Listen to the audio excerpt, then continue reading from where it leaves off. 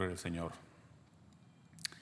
No sé cuántos desean este momento de estar en la presencia de Dios, escuchando esa voz de Dios, hablando a nuestro ser, hablando a nuestro corazón. Y en esta noche también dispongas a escuchar esa palabra de Dios, y seguramente Dios tiene una palabra especial para nuestras vidas. Padre, pedimos que nos hables, Padre, así como decía este canto, escuchar esa voz que entre, que penetre, que escudriñe nuestra mente, nuestro corazón, y que, oh Dios, cumpla el propósito por el cual tú la has enviado. Padre, ponemos nuestro corazón, nuestra mente, nuestro cuerpo en tus manos, Señor, y que nuestro corazón sea una tierra fértil que al caer tu palabra pueda dar fruto. En el nombre de Jesucristo, amén. Yo creo que estos meses en los que hemos pasado, este año en especial, ha sido meses y un tiempo difícil, ¿verdad? Yo creo que de una manera directa o indirecta hemos sufrido por esta pandemia que hemos pasado, y en ocasiones algunos hemos estado más cerca de ese sufrimiento, hemos estado más, hemos sentido más latente el peligro. Y en esta ocasión vamos a meditar el Salmo 55, donde David habla y hace un clamor a Dios, y vamos a ver qué es lo que él sentía en esos momentos. Pero antes de leer el Salmo, cuando nosotros pensamos en los salmos, ¿en qué piensa, hermano? Ahí ahorita piensa rápidamente, y seguramente lo que piensa es en alabanzas, en cantos, y ciertamente los salmos es eso, son cantos y alabanzas a Dios. Sin embargo, contiene muchas oraciones, y la mayoría de los salmos en realidad son oraciones, son clamor y súplica a Dios, aunque a veces se pueden cantar. Pero la mayoría de los salmos son clamor, son salmos de clamor y súplica a Dios.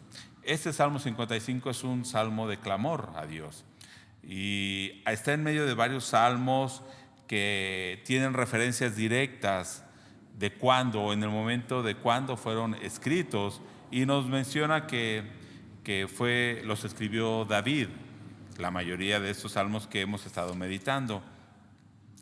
Y ahorita no quiero hablar mucho en cuestión a si fue David o no, pero vamos a tomar en cuenta de que en los títulos menciona que fue David el que lo escribió. De hecho, el Salmo 51 no solamente menciona que lo escribió David, sino el momento cuando lo escribió, y habla de cuando David, o el pecado de David fue descubierto por el profeta Natán, el pecado de David con Betsabé. El Salmo 52 habla de cuando Saúl está persiguiendo a David y huye al sacerdote Ahimelech, y dan aviso a Saúl dónde había estado David. El Salmo 54, usted puede ver en los títulos, y dice que es cuando David se va a refugiar con los cifeos, ¿sí? Después de que había librado a Keila, él ayudó a esa gente, pero después ellos mismos van con Saúl a decirle: mira, David está en nuestro territorio, y etcétera. Así el Salmo 56 habla de cuando se va con los filisteos y lo capturan. El Salmo 57, cuando también huyendo de Saúl se va y se refugia en una cueva. El Salmo 59, cuando Saúl también manda a uno de sus siervos a vigilar la casa de David para matarlo. Y bueno, entonces el Salmo 55 no da la referencia exacta de cuándo lo escribió, pero está en medio de estos salmos, ¿no? De estos salmos cuando David está huyendo. Entonces vamos a tomar en cuenta esto, y que David pudo haber escrito este salmo en ese periodo cuando está huyendo de Saúl. Recordemos que Dios había elegido a David y había desechado a Saúl como rey de Israel. Saúl fue el primer rey de Israel, pero por su desobediencia, por su obstinación, por su rebeldía, Dios lo desecha, y levanta o escoge a David para que él sea el sucesor de Saúl. Entonces, en el pensamiento de Saúl dice, ¿qué debo hacer? Porque él va a ser el siguiente rey y no va a ser mi hijo, y mi dinastía hasta aquí va a terminar. Entonces lo que trata de hacer es de matarlo. Y comienza una persecución sobre David que va a durar muchos años. No sabemos exactamente cuántos años, pero yo puedo suponer 10 o más años que está David huyendo de Saúl. Entonces, vamos a ver qué dice en esos momentos, ¿sí? Hay un dolor, hay una angustia en su ser. ¿Y qué es lo que hace? Comencé diciéndoles que en este momento muchos hemos pasado por angustia, por dolor, hemos perdido amigos, a hermanos de la iglesia, a familiares que han muerto por esta pandemia. Hemos sentido el temor, algunos han entrado en depresión. Ajá. ¿Y qué es lo que debemos hacer entonces en estos momentos? Hoy vamos a ver este tema, y es cómo Dios derrota a esos enemigos, cómo es destruido el enemigo. Va a comenzar el verso 1 y verso 2 diciendo: escucha, oh Dios, mi oración y no te escondas de mi súplica. Está atento y respóndeme. Clamo en mi oración y me conmuevo. ¿Cómo está orando David? No sé usted qué hace cuando está en esos momentos, ¿sí? Muchos sí nos acercamos a Dios, y en especial en esos momentos. A veces después, cuando ya pasó la angustia, ya se nos olvida. Pero hay algo, dice en Nueva Traducción Viviente, escucha o no pases por alto los gritos de auxilio. O sea, David no está únicamente orando y diciendo, Señor, mira mi dificultad, te pido que me ayudes. No, en realidad está dando un grito a lo mejor desgarrador, pidiendo que Dios lo salve. No es para menos. Recordemos que Saúl es el rey y lo está siguiendo con un ejército grande. Aunque David tiene gente que está con él, en realidad ante el ejército de Saúl son pocos, ¿sí? Entonces, el peligro de muerte no era únicamente algo en su mente, sino que era algo real y algo que podía suceder, ¿sí? Entonces él grita con esta necesidad, con angustia. Las dificultades, dice esa Nueva Traducción Viviente, me han abrumado, me abruman, o sea, es un peso que no puedo ya a veces cargar. No sé cuántos ha sentido de esta manera, que las dificultades han llegado a un límite y a veces es como una carga, y nos están abrumando, nos están sofocando esas dificultades. Así se sentía David, así se sentía, o peor, o peor. A veces esos problemas parece que nos rebasan, ¿verdad? Nos quitan a fuerza, pero debemos entonces meditar cuál debe ser nuestra actitud. Aquí David lo primero que hace que es, dice, Dios, ten misericordia, escucha mi clamor, escucha mi oración, ¿sí? Porque en realidad Dios sabe que estamos pasando eso, no es ajeno a nuestro sufrimiento, ¿sí? Entonces debemos acercarnos con esa confianza. Y entonces en el verso 3 veamos cuál es la razón por esta angustia. Dice, mis enemigos me gritan, perdón, voy a leer Nueva Traducción Viviente. Mis enemigos me gritan, me lanzan perversas amenazas a viva voz, me cargan de problemas y con rabia me persiguen. Le gritaban, lo amenazaban de muerte, ¿sí? No nada más, les digo que no nada más era algo de que, como nosotros decimos, puede llegar esa muerte, no, sino hay una amenaza directa. Y imagínense que usted va en la calle y llega alguien con un arma, un asaltante, y lo está amenazando con el arma. O sea, el peligro de muerte es latente. Y dice, aparte, ponen cargas, ponen problemas sobre mí, me hacen sentir culpable, me amenazan estos enemigos. Y a veces nos hacen esos enemigos, esos problemas, esas angustias, nos hacen sentir temor. Aunque ese temor puede ser algo infundado, porque puede ser algo que jamás pase. Sin embargo, muchos y aún usted, muchos de los que están oyendo ahorita, han sentido ese temor.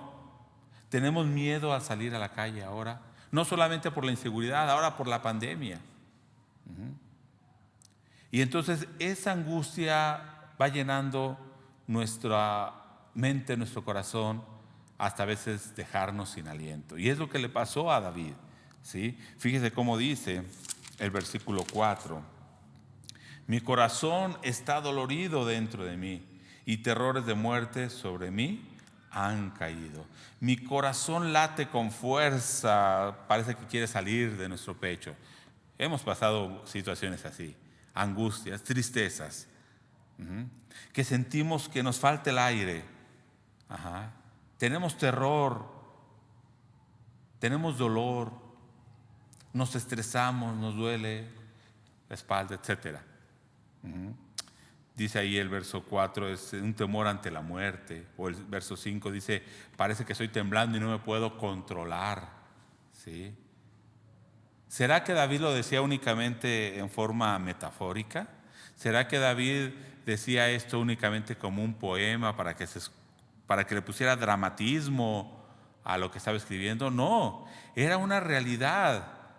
Venía el ejército, muchas ocasiones venía el ejército, y en una ocasión recuerdo que narra 1 Samuel, y usted puede ir ahí a 1 Samuel, todo lo que sufrió David, pero cómo dice que va por un lado David huyendo en el cerro y ve cómo viene Saúl con su ejército y lo van encerrando y lo van rodeando, sabiendo que si ellos no corren rápidamente a encontrar una salida, Saúl los capturará y seguramente los matará.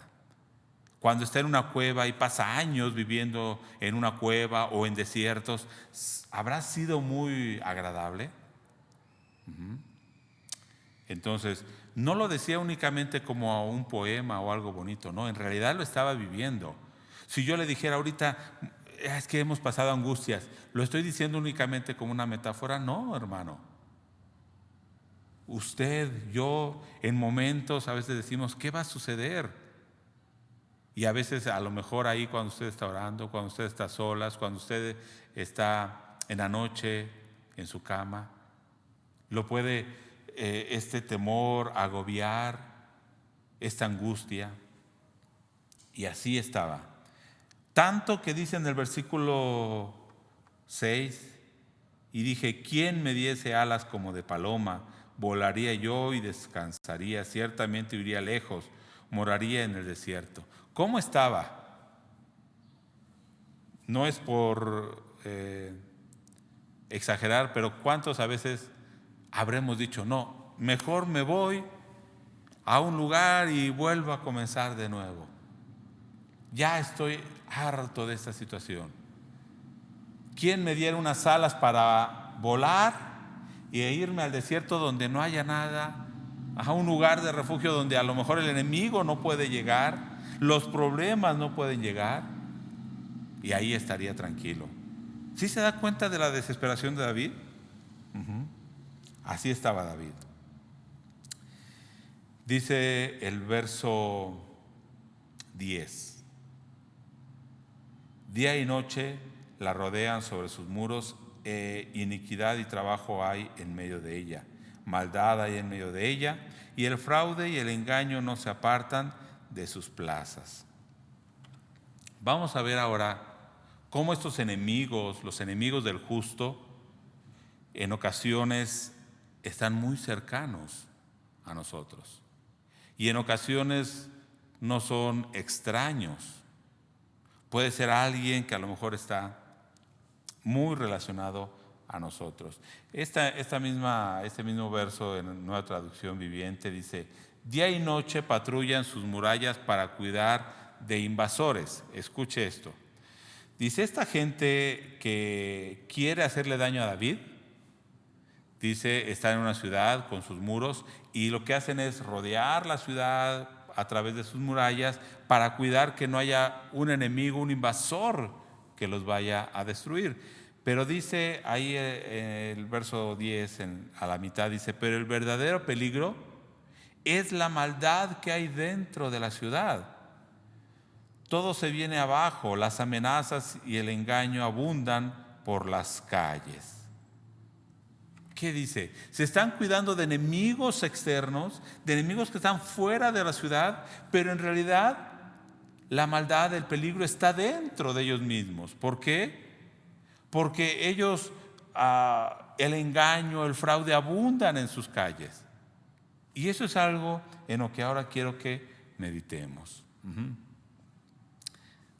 A veces nos estamos cuidando de esos enemigos externos, pero a veces no nos damos cuenta que hay enemigos más peligrosos, más cercanos a nosotros y aún internos, que están dentro de nuestra mente, de nuestro corazón. ¿Quién es nuestro enemigo? En el Antiguo Testamento, los escritores, los salmistas, no hacían diferencia entre los enemigos físicos o enemigos humanos que los enemigos espirituales. Y ellos sabían que detrás de un enemigo físico, por ejemplo, los de Babilonia, los asirios, los sirios, dentro de esos enemigos físicos y humanos estaban siendo dominados por enemigos espirituales. Entonces ellos no hacían diferencia entre uno y otro. Para nosotros, cuando leemos esto, a veces pensamos, oh, qué duro hablaban, ¿no? ¿Por qué? Hablaban de esos enemigos y decían, destrúyelos, Dios, y que vayan vivos al Seol. Pero en este caso ellos tenían ese concepto, ¿sí? Para ellos los enemigos no eran sus propios enemigos, sino en realidad eran los enemigos de Dios.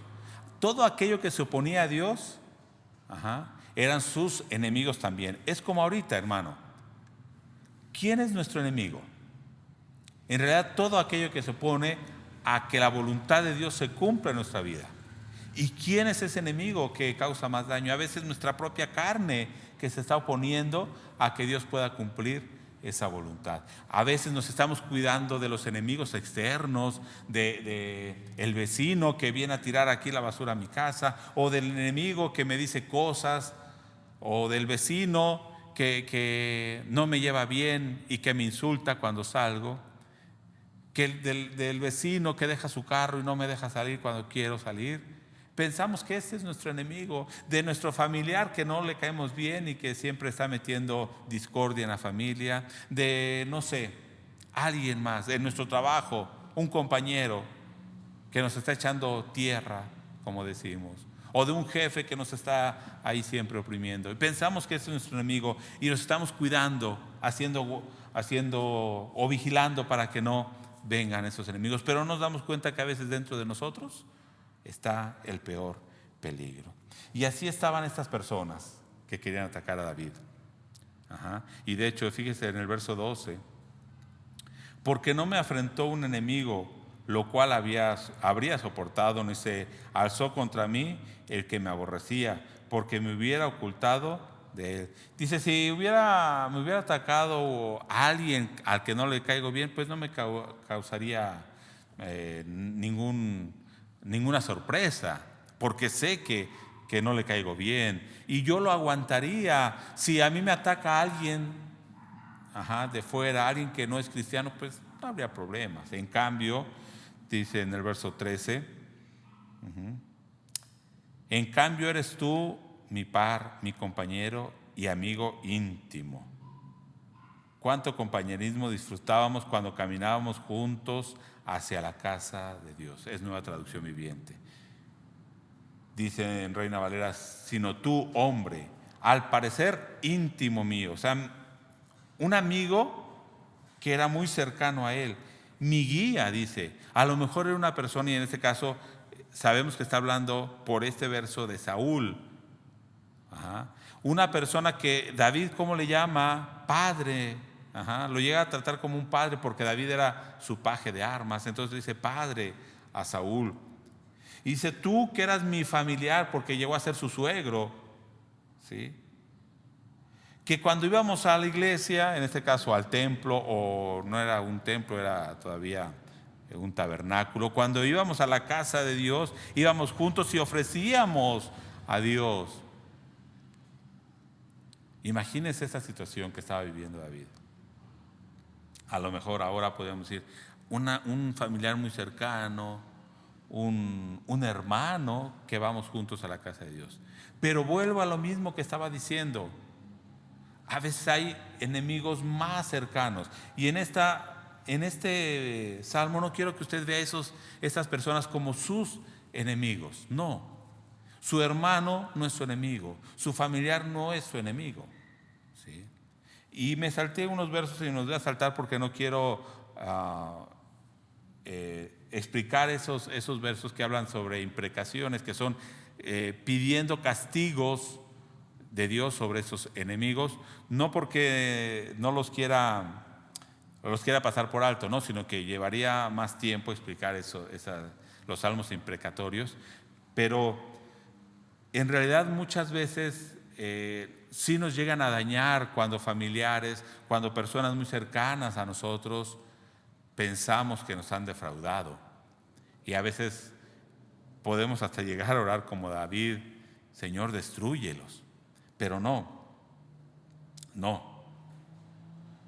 Vamos a ver qué debemos hacer.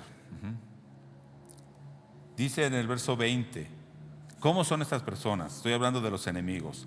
Extendió el inicuo su mano contra los que estaban en paz con él, violó su pacto. O sea, son personas traicioneras, no cumplen sus promesas. En este caso habían hecho una promesa. David, Saúl le había dado a su hija, o sea, era su suegro, y David había protegido a Saúl. Sin embargo, era traicionero. Y dice más adelante, el 21, los dichos de su boca son más blandos que mantequilla, pero guerra hay en su corazón. Suavizan sus palabras más que el aceite, mas ellas son espadas desnudas. ¿Sí? Hablan con suavidad y cuando están junto a ti te hablan muy amablemente, pero dice en Nueva Traducción Viviente, son como dagas sus palabras, en realidad son como unos puñales, o como decimos aquí, que te están apuñalando por la espalda. ¿Sí? De esta manera es la maldad, de esta manera es como obra Satanás, y de esta manera es el pecado que a veces nos controla o quiere controlarnos.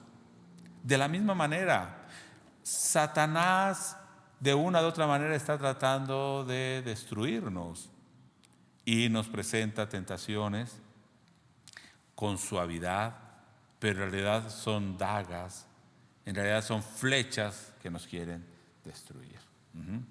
Entonces aquí debemos ver cuál es el enemigo más difícil a vencer. Usted puede tener una persona que está lejos, aún a su vecino, y puede ser una situación difícil, pero cuando a veces tiene usted problemas familiares, una persona que vive en su casa, un familiar muy cercano, es más, su esposo o su esposa, es más difícil. Pero sin embargo, la situación más difícil a vencer y nuestra verdadera lucha es con nuestra carne, nuestro interior. Cada día se revela hacer la voluntad de Dios. Cada día la carne desea otras cosas. Por eso Pablo en Romanos 7:23 dice: pero veo otra ley en mis miembros que se revela contra la ley de mi mente y que me lleva cautivo a la ley del pecado que está en mis miembros. Y en ese Romanos 7 habla de ese pecado, ese deseo, esas ataduras. Y a veces parece que terminara diciendo: no hay quien nos pueda salvar, pero en realidad termina ese capítulo diciendo: pero gracias sean dadas a Dios por Jesucristo, porque Él me ha librado de este deseo carnal. Y en Romanos 8 va a decir: y cómo el Espíritu Santo puede guiar nuestra vida para que ya no vivamos conforme a los deseos de nuestra carne, sino conforme a la voluntad de Dios. Entonces, ¿cómo nos ha librado de esas ataduras? ¿Cómo ha vencido a ese enemigo? Y en realidad es lo que Jesucristo vino a hacer: a vencer a ese enemigo en nuestra carne, ese enemigo que nos ataba, o sea, nuestro deseo, nuestra concupiscencia que nos ataba y que es algo que a veces nos agobia y nos hace sentir indefensos e inútiles a veces. Por eso Efesios 6, hablando de esa batalla espiritual, nos dice que no tenemos lucha contra carne, contra sangre. No es nuestra lucha contra nuestro hermano, contra nuestro esposo, contra nuestro vecino. No, es una lucha espiritual, y una lucha espiritual que batallamos cada día en nuestro ser, no con alguien físico. Es cuando nosotros nos negamos a hacer esa voluntad de Dios. Ok, el verso 16 dice, ahora, ¿qué es lo que debemos hacer? Es el último punto, la confianza del justo. ¿Cuál es la confianza del justo? Comencé a hablar de cuál era la angustia, el clamor, la oración de ese justo, y clamaba a Dios este justo. Pero después, este justo también, hablando de David, y digo justo por lo que dice en el verso 22, que es justo, ¿no? Pero en ocasiones puede estar angustiado, atemorizado y una carga tremenda. Pero como estos enemigos del justo en ocasiones son más cercanos, más íntimos y aún internos, que en realidad son los que nos están dañando, ¿no? Pero ¿cuál es entonces la confianza de David? ¿Cuál es la confianza? ¿Y cuál es nuestra confianza? Dice el verso 16 que leí al principio del culto. En cuanto a mí, a Dios clamaré. Ok, estos enemigos son traicioneros, estos enemigos no han guardado su pacto, estos enemigos están ahí para atacar, para acusar. Pero en cuanto a mí, yo clamaré a Dios y Él me va a salvar. Debemos tener esa confianza que cuando clamamos a Dios, Él nos salva. Dice, tarde y mañana y a mediodía oraré y clamaré. ¿Cuándo, hermano? Tarde, mañana, a mediodía. En todo momento, si hay algo que me está atacando, en todo momento debo clamar a Dios, acercarme a Él, para que Él me ayude. Y dice del verso 17 algo que debemos tener una confianza, que Él va a oír nuestra voz. Él escuchará nuestra voz. Y el 18 dice, Él redimirá en paz mi alma de la guerra contra mí. Aunque contra mí haya muchos, aunque sean muchos los enemigos, aunque sean muchos, Él me va a redimir, me va a dar paz en medio de esa dificultad. El verso 19, esta es una confianza también, dice, Dios oirá y los quebrantará luego. O sea, Dios oirá mi oración y quebrantará a mis enemigos. El que permanece desde la antigüedad, o sea, ese Dios eterno que desde la antigüedad es firme y desde la antigüedad reina y ahora reina y seguirá reinando. Dice, ¿por qué los va a destruir? ¿Por qué los va a quebrantar? Por cuanto no cambian ni temen a Dios. Por cuanto su actitud sigue siendo obstinada. Saúl, a pesar de que sabía que Dios había elegido a David, era necio y quería matarlo. Aunque lo perdonó 2 veces, quería matarlo. Y aunque Saúl en una ocasión confiesa, yo sé que Dios te va a dar el reino de Israel, pero aún así yo no quiero y yo quiero matarte. Estos enemigos, dice, no quieren cambiar ni temen a Dios. Entonces, hermano, muchas ocasiones decimos, yo confío en Dios, que Él va a quitar a tal persona de mi vida que me está causando daño. Yo confío en Dios de que Dios es poderoso y va a destruir a mis enemigos. Yo confío en Dios que va a destruir el poder de Satanás. Yo confío en Dios que va a destruir el poder de este mundo y me va a dar la victoria. Pero, cuando se trata de una debilidad decimos, no, es que esto Dios no lo puede cambiar. No, es que esto es imposible de cambiar. Decía una persona que según conocía de Dios y era pastora, Dios puede cambiar todo, pero tu carácter no lo va a cambiar. Entonces, ¿puede o no puede? Muchas veces decimos, es que esta debilidad, este enemigo que está dentro de mí, mi carne, es imposible que Dios lo cambie. ¿Usted cree eso, hermano? Entonces no está confiando en Dios. Sí cree que puede Dios quitarle a un enemigo físico, pero no cree que Dios le pueda quitar su enemigo que es más peligroso. Que Dios pueda vencer esa debilidad que usted tiene. Por eso Pablo dice, que Dios nos hace fuertes en medio de esa debilidad, y cuando somos débiles, entonces Dios muestra su poder y nos hace fuertes en medio de esa debilidad. Debemos confiar que Dios va a destruir a nuestro enemigo. Y finalmente sabemos que Dios destruirá a Satanás, y ha destruido a la muerte y la ha vencido. Pero ahora nosotros estamos batallando, estamos en esa lucha. Sin embargo, el verso 22 dice: fíjese, hermano, ¿qué debemos hacer? Echa sobre Jehová tu carga. Aún esa debilidad que tienes, ponla en Dios. Dile a Dios: mira, Dios, yo no puedo con esto. Esa angustia, ese temor que ahora estás pasando en medio de esta pandemia, dile, échalo sobre Dios. Dile a Dios: aquí está. Y fíjate lo que Dios va a hacer, y Él te sustentará. No dejará para siempre caído al justo. Él nos va a levantar nuevamente. Hermanos, confiemos en esto. Termina diciendo el verso 23, la última línea: pero yo en ti confiaré. Porque decía el verso 23, yo sé que Él va a destruir a mis enemigos, los va a hacer descender en el pozo. Esos hombres sanguinarios, engañadores, no van a llegar ni a la mitad de sus días. O sea, Dios los va a destruir. Pero sabemos de que ahora en nuestra vida es ese pecado. Dios lo va a destruir, hermano. Esa debilidad Dios la va a destruir. Pero tú confía en Dios, echa en Él tus cargas, tus debilidades, y Él te va a hacer fuerte, Él te va a sustentar, Él te va a redimir, Él te va a salvar. Pongamos en Dios nuestras angustias en esos momentos de pandemia. ¿Tiene temor? ¿Usted tiene temor ante la muerte? Póngala en Dios. ¿Tiene angustia por sus seres queridos que han partido, que están enfermos? Pon en Él tu carga. Dice aquí el salmista que decía, David, que decía: en cuanto a mí, yo clamaré a Dios. Voy a echar sobre Él mis cargas. Yo voy a confiar en Él. Reconozcamos entonces que Dios tiene ese control.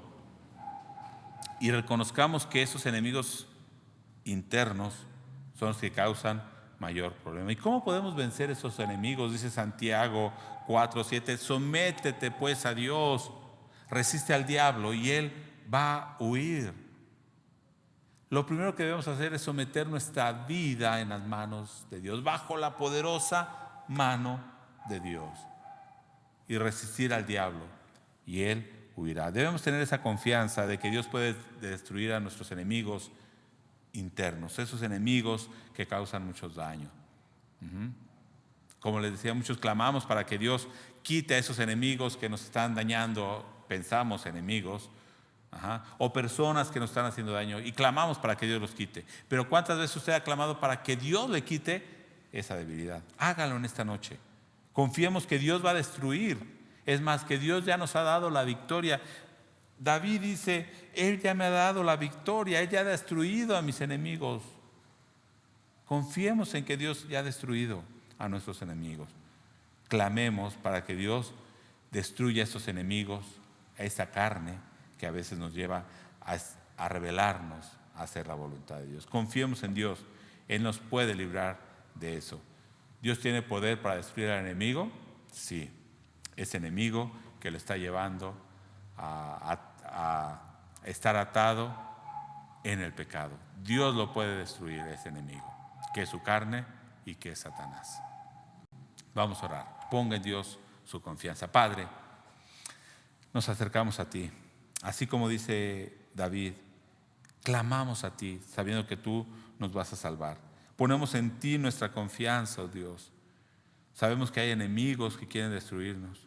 Habrán personas que también nos quieren destruir, pero con lo que más batallamos es con nuestro corazón, con nuestra carne, que a veces desea las cosas de este mundo, y lo entregamos delante de ti. Así como dice David también, echamos sobre ti nuestras cargas. Así como Jesús mismo dijo: vengan a mí que yo los haré descansar. Señor, ponemos en ti nuestras angustias, nuestro temor en medio de esta pandemia, nuestro temor ante la muerte, sabiendo de que tú, oh Dios, nos guardarás. Y aún nos permites llegar a la muerte, como decía Pablo, sabemos que es ganancia a los que te amamos, oh Dios. porque para nosotros el vivir es Cristo y el morir es ganancia. Padre, gracias por esta palabra. Oramos en el nombre de Jesús, sabiendo de que tú nos has dado la victoria. En el nombre de Jesús oramos. Amén. Dios les bendiga.